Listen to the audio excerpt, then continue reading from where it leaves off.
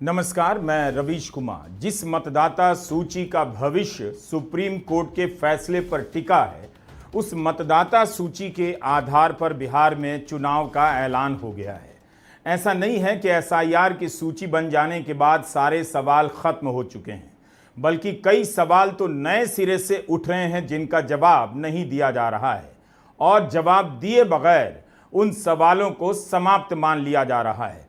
मुख्य चुनाव आयुक्त एसआईआर का जश्न मना रहे हैं, अपनी उपलब्धि बता रहे हैं और बिहार के एसआईआर को देश के लिए प्रेरणा कह रहे हैं। लेकिन उन सवालों का क्या जो कोर्ट के सामने है और जो अंतिम सूची जारी की गई है उसे लेकर उठाए जा रहे हैं। मुख्य चुनाव आयुक्त की प्रेस कॉन्फ्रेंस में एसआईआर के बारे में सुनकर लगा कि जैसे ललित निबंध की प्रतियोगिता चल रही है जिसमें तारीफों के पुल बांधे जा रहे हैं। लेकिन हमने कुछ मुख्य रिपोर्ट के सहारे आपको बताने का प्रयास किया है कि अभी भी एसआईआर की सूची को लेकर बहुत सारे सवाल उठ रहे हैं। राहुल शास्त्री और योगेंद्र यादव के इन सवालों से हिंदी प्रदेश की जनता अनजान रह जाती है कि मतदाता की संख्या आबादी के अनुपात में देखी जानी चाहिए। योगेंद्र का कहना है कि बिहार की आबादी के अनुसार कम से कम वोटर की संख्या 8 करोड़ 22 लाख होनी चाहिए, लेकिन एसआईआर की अंतिम सूची में 80 लाख वोटर कम हैं। यह एक ऐसा सवाल है जिस पर कोई ठोस जवाब नहीं मिल रहा। 80 लाख वोटर कहां चले गए, क्यों नहीं मतदाता सूची में उन्हें जगह मिली है। योगेंद्र यादव का यह लेख आज के इंडियन एक्सप्रेस में छपा है। हिंदी के अखबारों में तो ऐसी बहस भी नहीं होती। चुनाव आयोग ने हमें यह भी बताया, सुप्रीम कोर्ट में हलफनामा देके बताया कि 1 सितंबर की शाम तक 16,93,000 लोगों ने आवेदन दिया था नए वोटर बनने का। और अब चुनाव आयोग हमें बता रहा है कि 21,53,000 लोगों के आवेदन स्वीकार कर लिए गए। ये क्या गड़बड़ झाला है।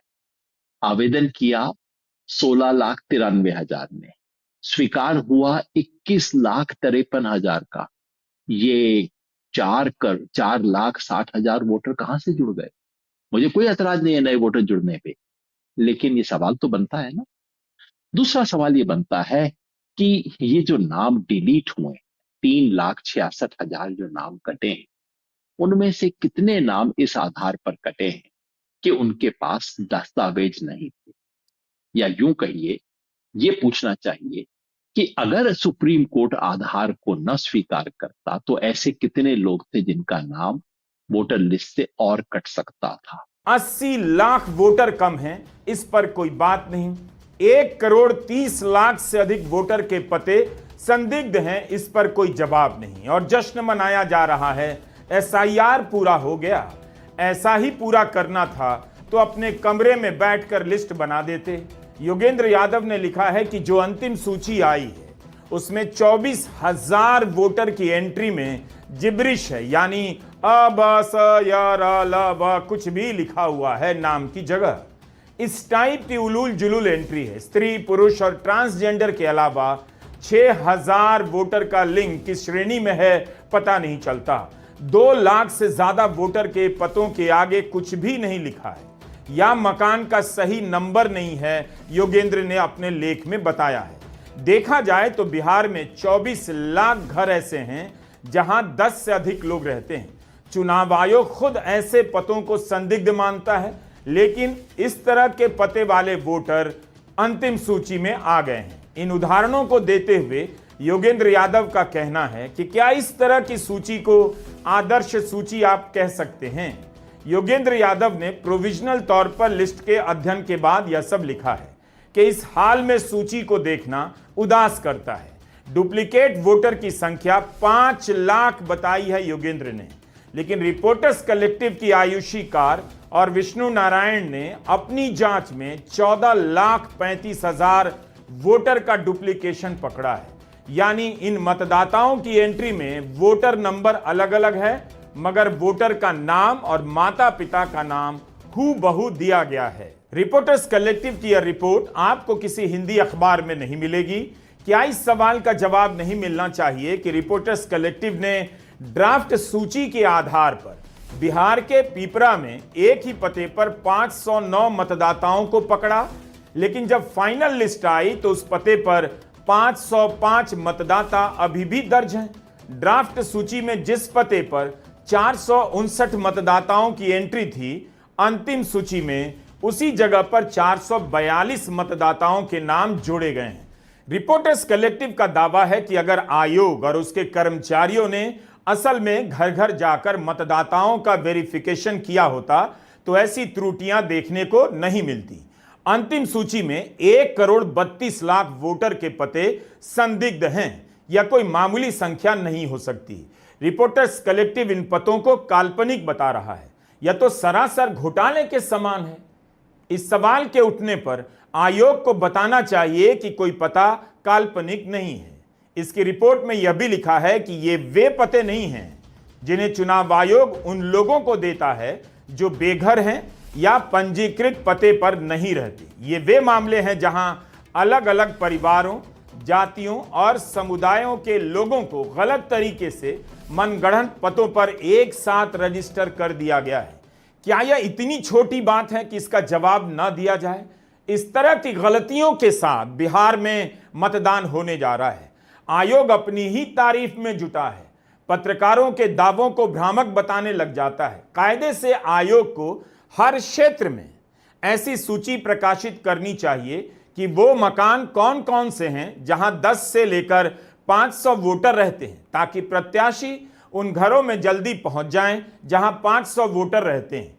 इससे नागरिकों को भी सुविधा होगी। मतदान से एक रात पहले इन घरों की निगरानी की जा सकेगी कि यहां कुछ बटने तो नहीं लगा। ऐसा लग रहा है कि सब कुछ मजाक चल रहा है। ऐसी गलतियां पकड़ी जा रही हैं और मुख्य चुनाव आयुक्त बूथों की संख्या, बीएलओ की संख्या बताने लग जाते हैं ताकि लगे कि जवाब दिया जा रहा है। जवाब में भयंकर भयंकर बातें कही जा रही हैं। लगभग 22 वर्षों के बाद बिहार में मतदाता सूची के शुद्धिकरण का कार्य सफलतापूर्वक 30 सितंबर को संपन्न हुआ। लगभग सभी राजनीतिक दलों ने ये मांग की थी कि मतदाता सूची में काफ़ी त्रुटियां हैं और इसको मद्देनज़र रखते हुए ये कदम उठाया गया। हालांकि सोशल मीडिया पर इसके बारे में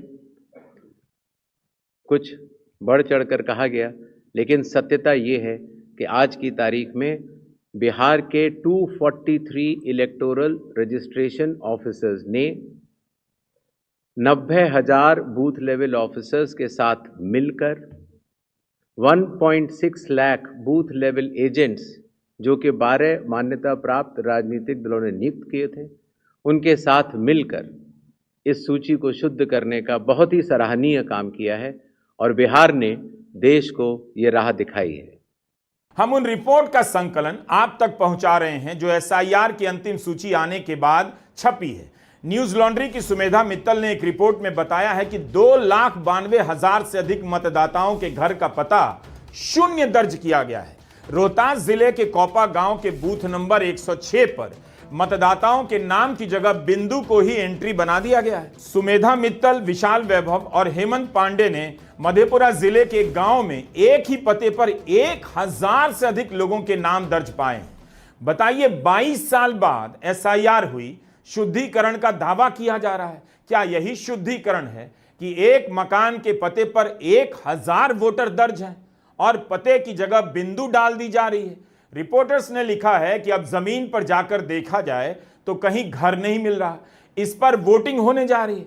पूनम अग्रवाल, जो चुनाव आयोग के मामलों पर नजर रखती हैं, नियम कायदों को जानती हैं, उन्होंने द वायर में लिखा है कि एसआईआर से पहले 2009 से लेकर जनवरी 2025 तक चुनाव आयोग मतदाता सूची को 8 अलग अलग कैटेगरी में जारी करता था, जिससे अध्ययन करना आसान हो जाता था।